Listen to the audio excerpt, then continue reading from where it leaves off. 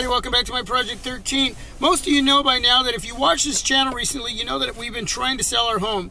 So between 12 and 3, we have a lot of people looking at our home today, so that means we have to leave and keep ourselves busy for those 3 hours. Now, I'm sitting in a parking lot at an old Safeway store that's not here anymore, and I'm killing time. Now, I don't feel well. I'm on antibiotics, trying to get better so I can get back to work by Tuesday. And I thought, you know what? I might as well do a positive and negative, a like and dislike type video for the Blue Pure XL. Now, excuse me for the glare, but it's really bright out today and very cold here in Portland, Oregon. Now, I've done a full review on this device, and I covered pretty much what I thought was important for you to know, but I'm going to simplify it for those of you who want to buy this device, or you needed to know a little bit more before you make that decision. And I hope you're doing your homework outside of my reviews. You know, there's other video reviews, and then there's the web, so you can read reviews as well on this device. It's a great device. It's a large device, and for me, the larger the better. That's a huge positive for me, especially me being into media consumption. I really like to consume a lot of media, and this device really does it well for me, and that's a huge positive outside of it being unlocked, outside of it being $350 off Amazon. So, you know, call quality messaging, those top 4 areas are efficient and sufficient for anybody who would want this device. Well, and again, when I bring reviews to you with any kind of device and I use them as daily drivers, they're an overview on my experience. And I really want you to understand that my experience is not going to be the same with your experience. And when I say good call quality or messaging, I mean here locally where I live, 4G LTE with T-Mobile is awesome.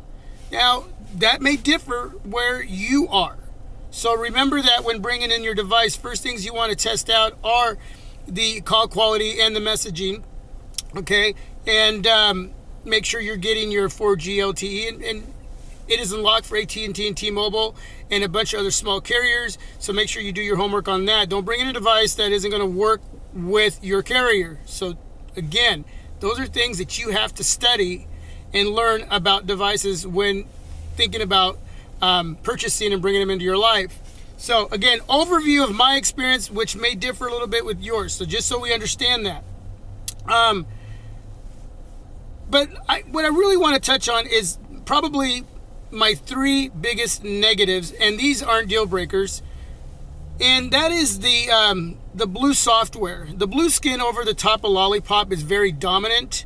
This isn't a device that where you take it from the top and pull down, you end up seeing the 5.1 Lollipop toggles all right here. You don't see any of that, and I wish you did. Now, you get your notifications on this main page, but you don't get any of what Lollipop would typically give you with Lollipop software. But if you go up from the bottom, and you saw this in my full review, you get your toggles there, and that you got to drag up from the bottom, and there's 3 little dots in the corner, and when you hit those 3 dots, it brings up all the rest of the toggles. And again, I said this would be kind of glary, so hopefully you're getting the gist. And put this video together with the full review, and you know what I'm talking about. But all I'm wanting to get across to you is that the blue skin is pretty heavy, and I wish it wasn't as heavy. I wish it was a little bit lighter. Some of the other blue devices that I've played with or had, they aren't as heavy as this, and I don't know why Blue decided to go a bit more on this, but they did. So that would be probably one of my biggest negatives. The other negative that I have is when you're charging this device. This is Fast Charge 2.0. And you plug this device in, USB charging port here, bam. And you want to use your device at the same time that it's charging, it tends to hiccup a lot. It tends to lag and stutter. That silky smooth experience goes away. Now, it has a few little hiccups throughout without it being charging, when you are charging it.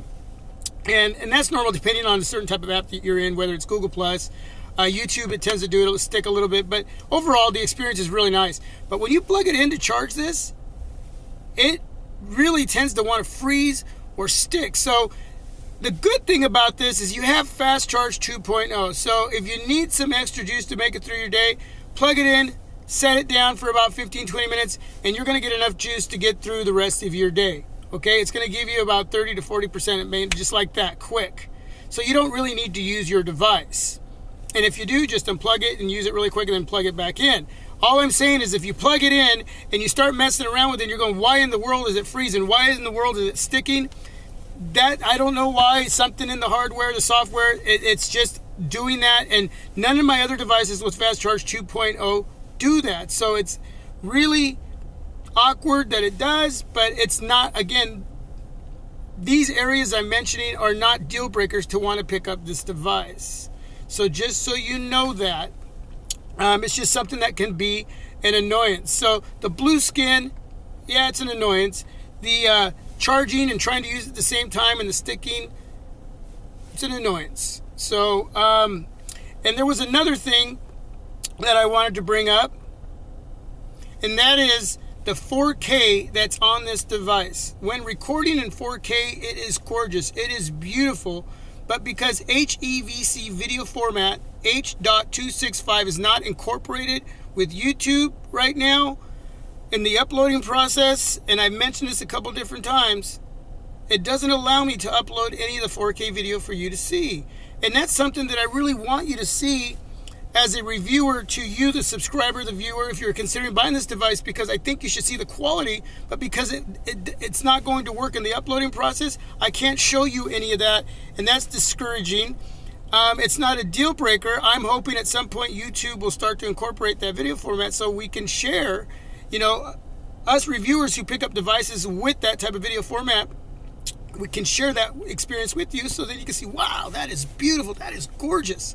So I just think you ought to know that, but I'm not going to be able to do that. So that's, again, not a deal breaker. It's just, I guess you're going to have to take it from us, as far as anybody reviewing this device, our word, and that the 4K recording is gorgeous. It's beautiful. Just can't share it with you right now. So those three areas are probably something you should know, but to me, they aren't deal breakers. Now, as far as the positives, I already mentioned, unlocked, $350, beautiful Super AMOLED display, just gorgeous. Speakers on the back, 2 speakers underneath that grill, sound great for being on the back. Typically, I don't like them on the back, but if you're going to put them back here, at least give me a great quality sounding speaker, and this one really is. Your fingerprint sensor works fast. It's awesome. Love that security. The camera is a very decent camera. The body build, the aluminum frame that surrounds this device just gives it that premium feel. And these are some of the things I mentioned in the full review, but I'm gathering these because I want this to sort of be that last video you look at for me personally if you're deciding to pick this up. There are so many more positives than there are negatives, and those 3 negatives that I mentioned are just an annoyances, and they're not deal breakers. Remember the price, $350. You will love the experience on this device. Now, I did mention there, again, depending on certain apps that you're in, you can get a little bit of a hiccup here and there, but not a deal breaker, okay? I think at the end of the day, you realize Blue made a really sweet killer device. Then you got 64 gigs of internal storage, 64 gigs of expandable storage. You got a battery that will last you all day, Fast Charge 2.0. And again, if you have to plug it in, bam, you'll get that extra juice. So this is my final overview. And yes, I would consider it for, you're not paying $500 to $600, you're paying $350 for a device that, yeah, it outdoes a lot of devices in that price bracket. So, hopefully, you'll make your decision on yay or nay on picking up the Blue Pure XL. And fingerprint sensor, really quick, really fast. And I just wanted to bring a little bit of that positive, negative, just so sort of put that in your final thoughts. Okay, and then we'll go from there. And here's the other thing. I have a buyer for this device right now. I've only had this device for over a month and about a week. But I already have somebody who wants to buy it. So should I sell it? Should I keep it? You know, these devices for me I can always pick up again. And as much as I love this device, you know how I roll here on this channel as far as picking up devices and how I support myself, even though I'm making a little money on YouTube. Yeah, so please subscribe, click like or dislike. That helps fund and support the channel. Now, knowing all that, I'm always wanting to keep my devices, but I'm not that big yet where I can keep a drawer full of devices. And if I have an offer for basically almost the same amount of money that I brought it in for, should I do it? Should I keep it? Should I say, yeah, you know, I'm always going to be bringing in devices and getting rid of them. So you let me know what I should do. I really like it, but $350 more added to what I already have. New devices coming out. Is this worth the sacrifice? I've gotten used to losing my babies. Now, I still have my Nexus 6, but I've gotten used to losing my babies for the sake of this channel. It's a sacrifice. And again, if somewhere down the road I run into that device, most likely it's going to be on sale anyway, right? So you can always pick it up again. That's the way I see it. Let me know. Should I keep this wonderful device? Should I sell it and move on to something else? There's always going to be something else, right?